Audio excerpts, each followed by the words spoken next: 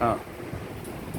मैं अश्विनी कुमार उपाध्याय सरस्वती शिशु मंदिर जैन आज कक्षा नवमी के लिए ऑनलाइन कक्षा विषय हिंदी का प्रस्तुत किया जा रहा है। आज का हमारा विषय रहेगा अलंकार।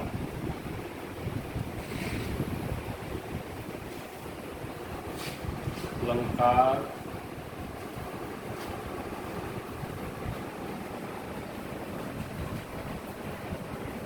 मुख्य रूप से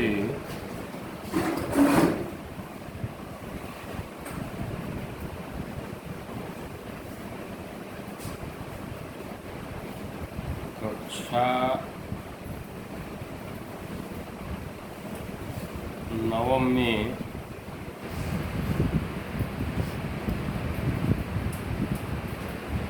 दो रूपों में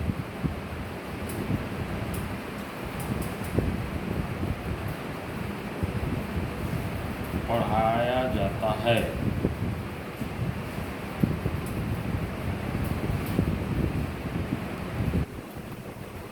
पहला शब्दालंकार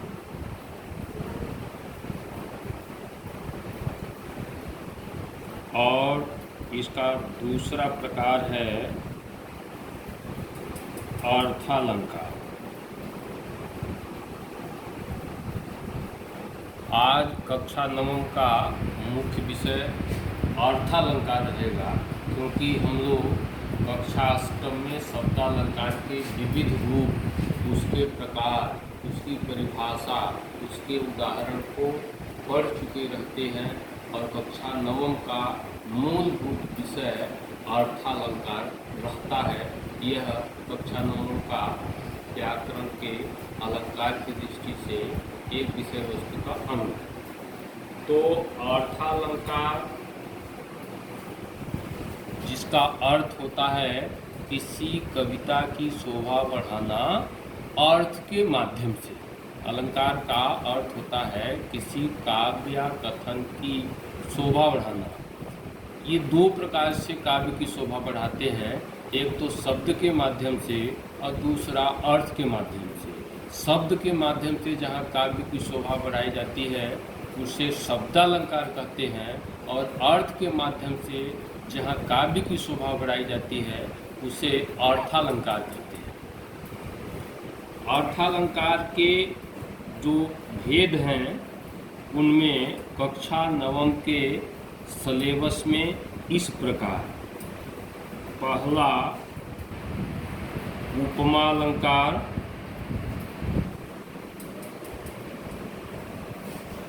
दूसरा रूपक अलंकार,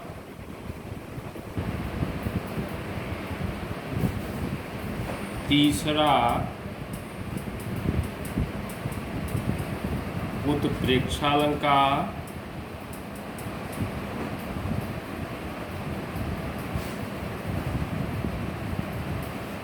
चौथा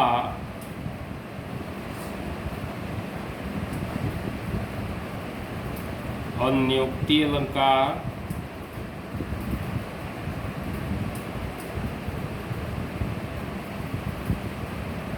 पांचवा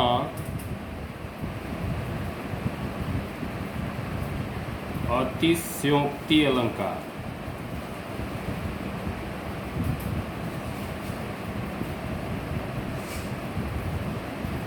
इसके आगे की कक्षाओं में अन्य और अलंकार पढ़ने को मिलते हैं, परंतु कक्षा नवम के सिलेबस में अर्थालंकार के इन 5 भेदों की व्याख्या की जाएगी। उपमा अलंकार, दूसरा रूपक अलंकार, तीसरा उत्प्रेक्षालंकार, चौथा अन्योक्ति अलंकार और पांचवा अतिशयोक्ति अलंकार। ये अर्थालंकार के 3 भेद, उपमा, रूपक, उत्प्रेक्षा, इनकी व्याख्या हम लोग कक्षा अष्टम में संक्षेप रूप में करते हुए आए हैं, और कक्षा नवम में यह 3 प्रमुख रूप से रहेंगे। इसके अलावा अलंकार के विषय में जब हम शब्दालंकार के एक भेद, 3 भेद होते हैं शब्दालंकार में भी, यमक अलंकार, अनुप्रास अलंकार और श्लेष अलंकार। कक्षा नवम में अनुप्रास अलंकार की विस्तृत चर्चा की गई है, जिसमें हम लोग पढ़ेंगे अनुप्रास अलंकार। अनु का अर्थ होता है बार बार और प्रास का अर्थ होता है रखना। यह हमारे अलंकारों में अत्यंत सरल अलंकार है। अनुप्रास अलंकार का शाब्दिक अर्थ हुआ जहाँ किसी काव्य में एक शब्द या वर्ण की आवृत्ति बार बार होती है, वहाँ अनुप्रास अलंकार होता है। इसका एक सटीक उदाहरण, जो प्रचलित उदाहरण है, चारु चंद्र की चंचल किरणें खेल रही हैं जलथल में। च वर्ण की आवृत्ति बार बार हुई है।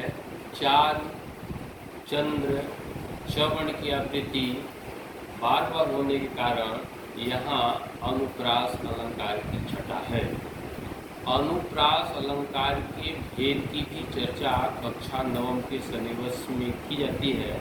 जो हम अनुप्रास अलंकार के 5 भेद होते हैं, उनका संक्षेप में उल्लेख करता हूँ। अनुप्रास अलंकार का पहला भेद है लाटानुप्रास। आज के इस अपने ऑनलाइन क्लास में हमारा अलंकार का, कक्षा नवम के भैया बहनों का एक परिचय है और अनुप्रास अलंकार के भेद, यह इसका मुख्य विषय है। तो पहला लाटानुप्रास, दूसरा वृत्तानुप्रास, तीसरा छेकानुप्रास,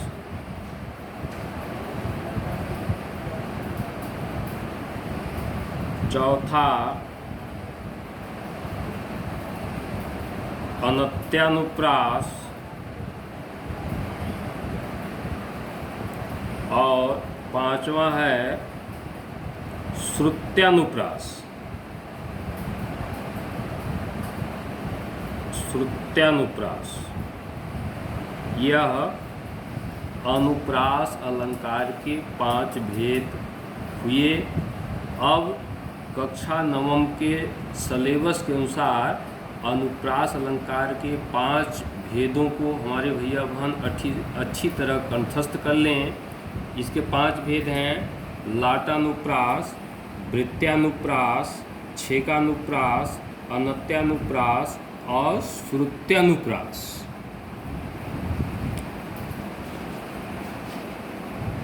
इसके बाद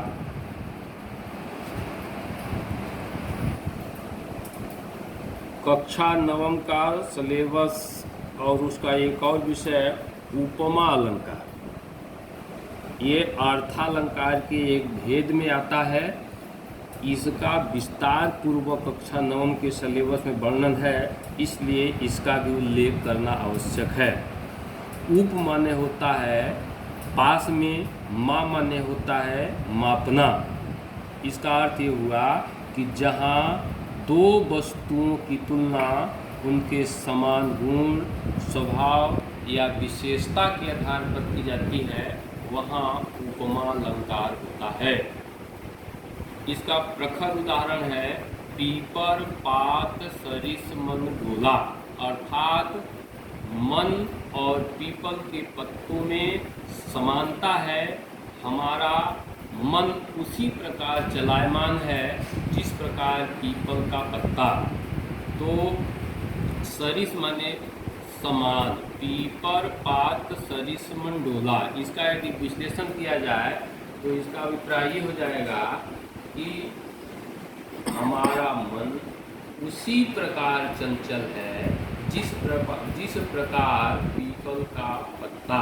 यानी क्या हो गया इसका विश्लेषण कि पीपल का पत्ता, तो सरिस माने समान, डोला माने चलायमान है, चंचल है। तो ये हो गया उपमा अलंकार का संक्षिप्त परिचय और परिभाषा। उपमा अलंकार के भी 4 भेद होते हैं, जिसमें पूर्ण रूप से 4 अंग होते हैं, 2 भेद होते हैं। पहला पूर्ण उपमा,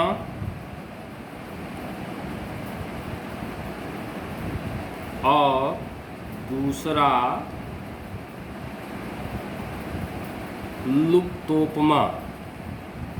ये उपमा अलंकार के 2 भेद और उपमा अलंकार के 4 अंग होते हैं। 4 अंग होते हैं। पहला उपमेय, दूसरा उपमान, तीसरा वाचक शब्द, और तीसरा साधारण धर्म।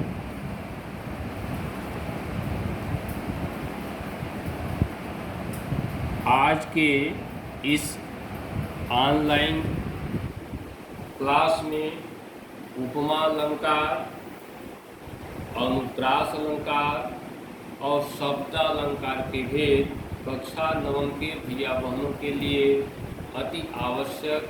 आशा है कि आप सब लोग इसका अपने घरों में बैठ करके निश्चित ही अध्ययन करेंगे। सबको मेरा नमस्कार।